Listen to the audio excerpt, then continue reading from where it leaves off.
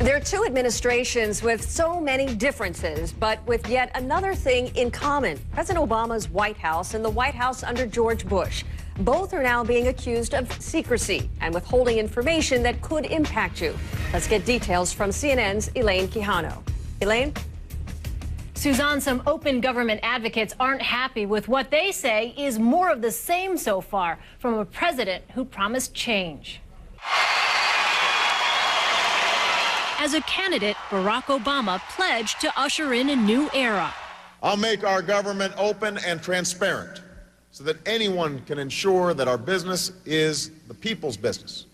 And on his first full day in office, another promise. I will also hold myself as president to a new standard of openness.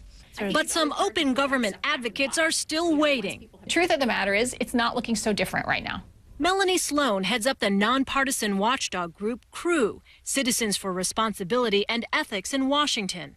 CREW is suing the Obama administration for the release of White House visitor logs relating to coal company executives. An energy bill just came through, and we think the American people would be interested to know who's influencing the Obama administration on energy policy. Sound familiar? The Bush administration fought a similar lawsuit.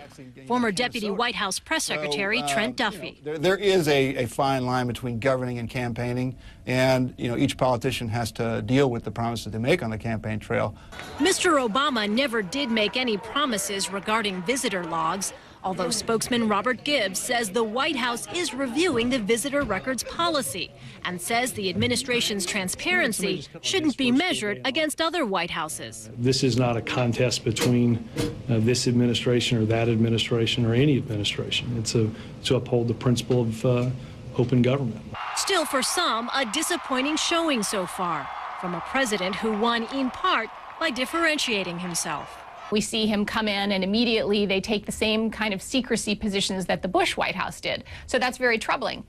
An administration official argues President Obama has backed up his promise of transparency in other ways, including using the web to broadcast meetings in the White House and to track the government's use of taxpayer money. As for the visitor logs, no word on when the administration might wrap up its review. Suzanne?